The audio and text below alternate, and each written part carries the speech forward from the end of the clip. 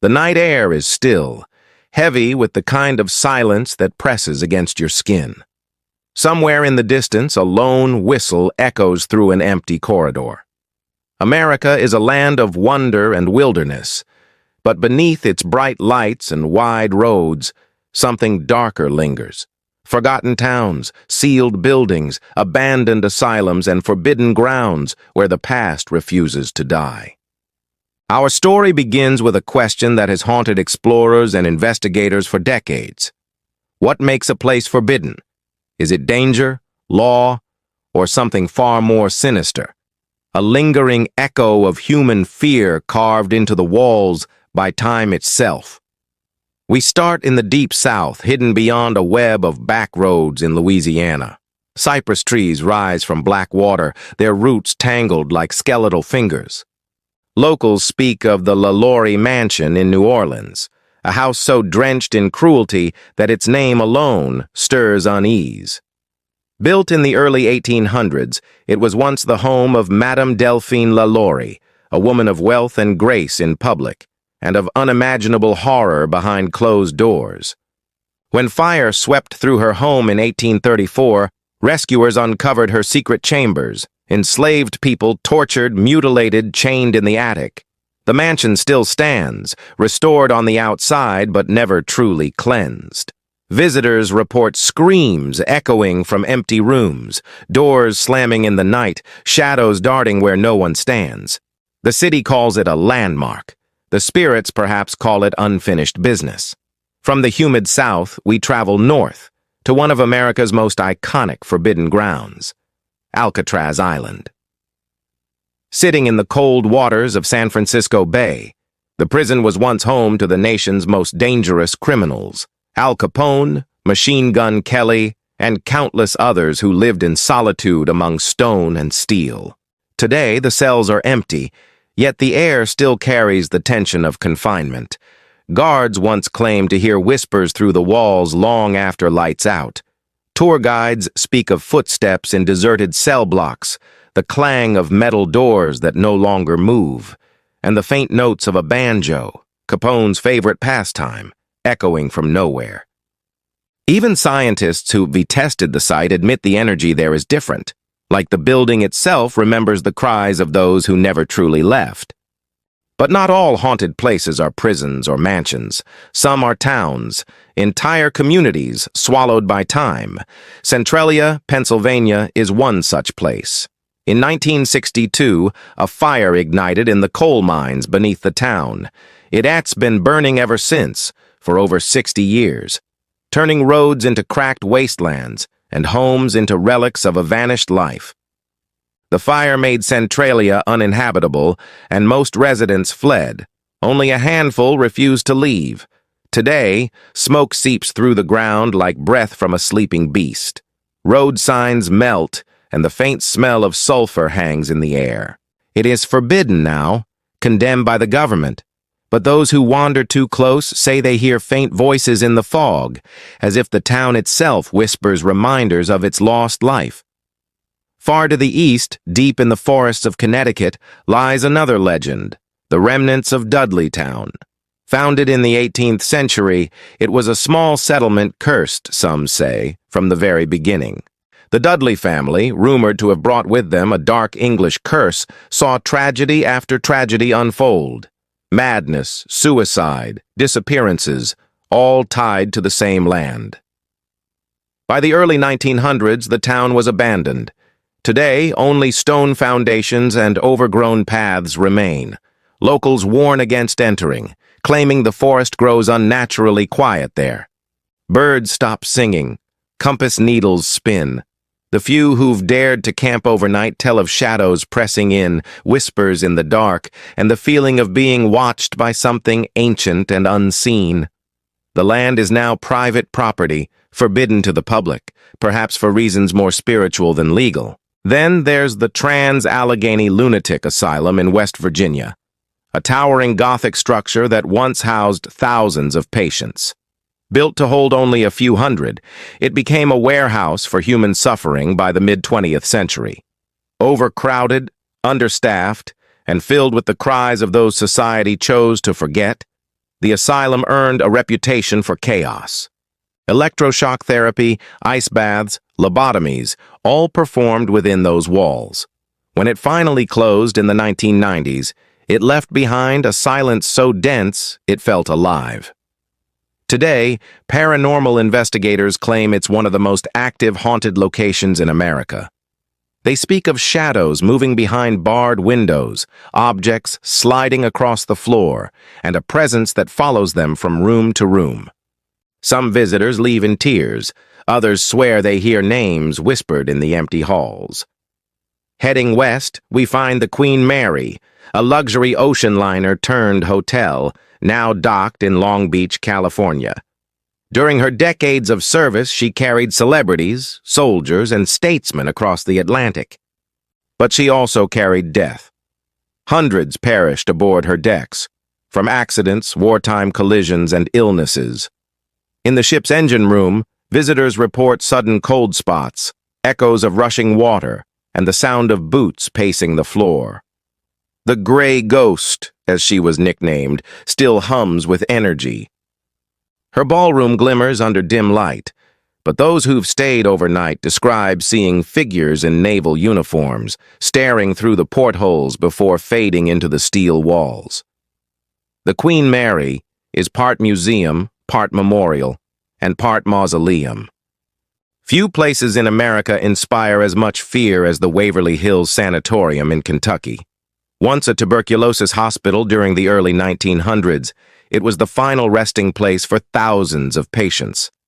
The disease was merciless, and treatments were experimental, often cruel. When death came, bodies were transported through an underground tunnel, the body chute, to prevent other patients from seeing. The hospital shut down long ago, but its ghosts have never checked out.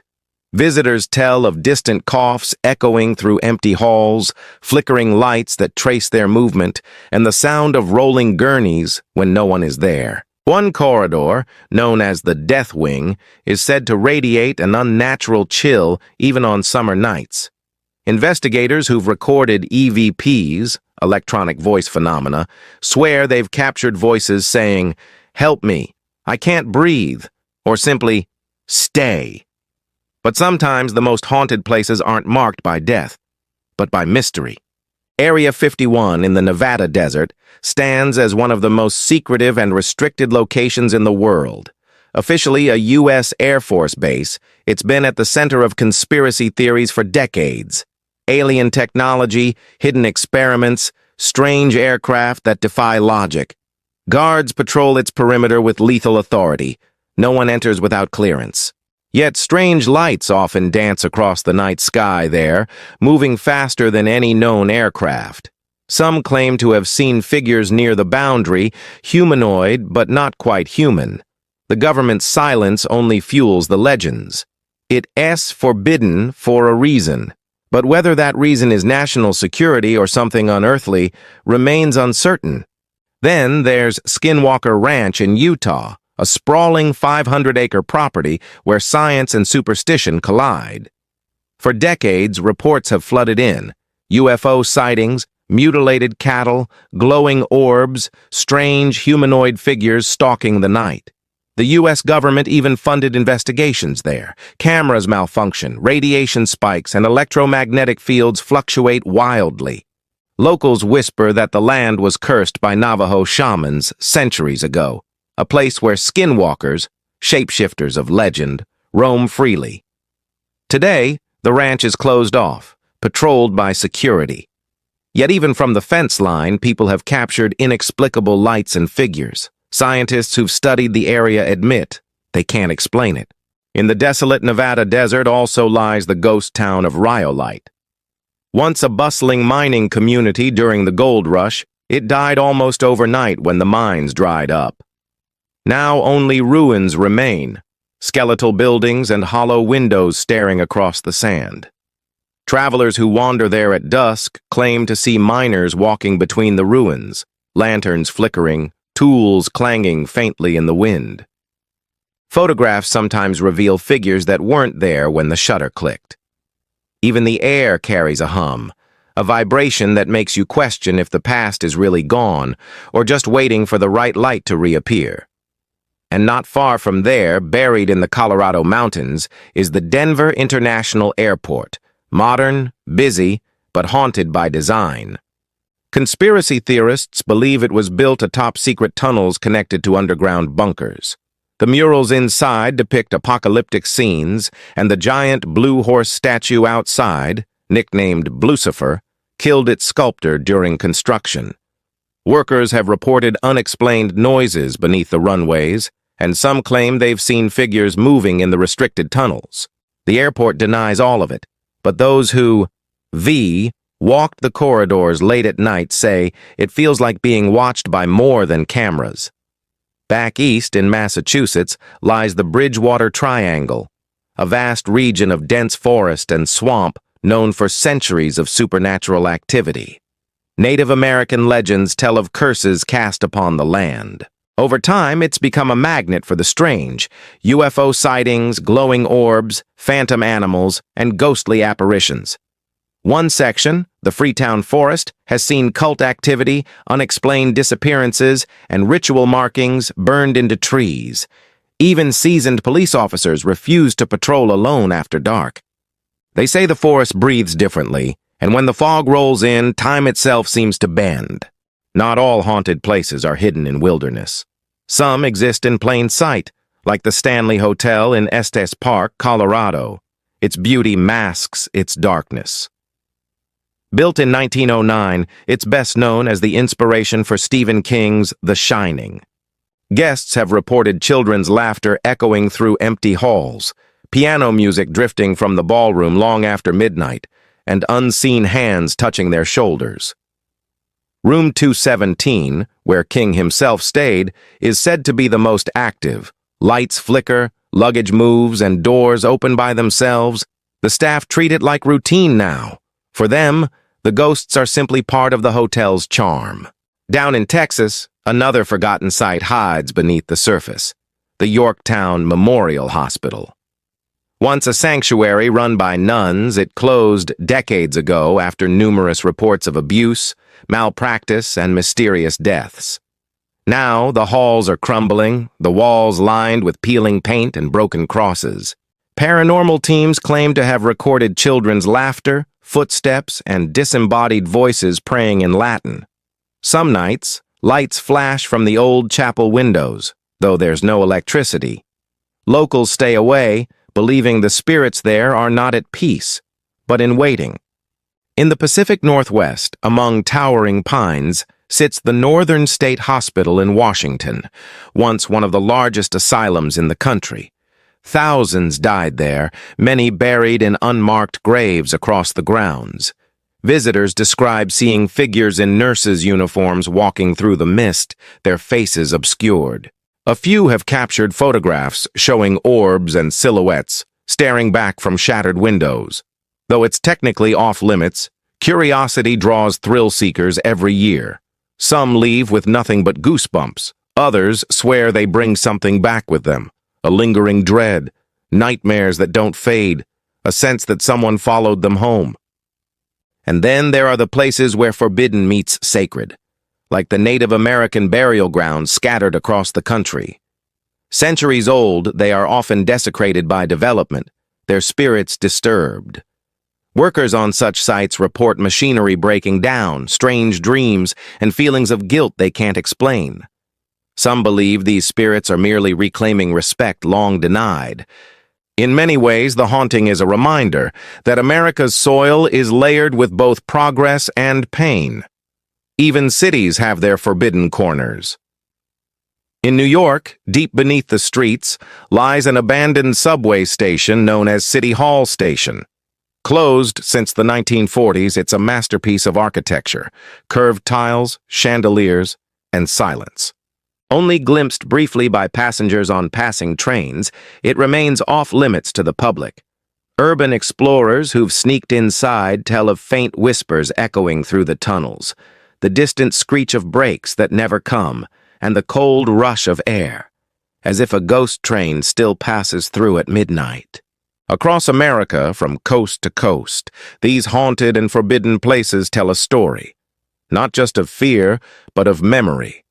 Every whisper in an empty hall, every flicker of light in a forgotten building, every shadow that moves where it shouldn't be. They all remind us of what lingers when time moves on, but the past refuses to. These are places built by human hands and filled with human emotion, pain, loss, regret, and sometimes love so strong it can't let go. But perhaps the true haunting isn't in the walls or the soil. It's in us. Our fascination with what we can't explain, our need to peek behind the locked door to touch what's forbidden. We chase ghosts not because we want to see the dead, but because we want to feel alive, to stand at the edge of the unknown and hear it whisper back. And as the night deepens, these places breathe once more. The wind stirs through the cracked windows of an asylum. A floorboard creaks in an empty hotel. Somewhere, a distant bell tolls, not for the living, but for the forgotten. America may be a land of light and freedom, but in its shadows lie stories too heavy to fade, echoes of madness, faith, punishment, and mystery. Some say ghosts are trapped souls. Others say they are memories, looping endlessly, refusing to be erased. But maybe, just maybe, they are warnings. Gentle reminders that every beautiful dream has its darkness, every landmark its secret, and every forbidden place its reason. So the next time you pass an old building with boarded windows or see a no trespassing sign half buried in weeds, remember this: sometimes what's forbidden isn't meant to keep you out. It's meant to keep something in. And if you listen closely enough, you might just hear it, breathing, waiting, remembering. Because inside America's most haunted and forbidden places, the dead never rest.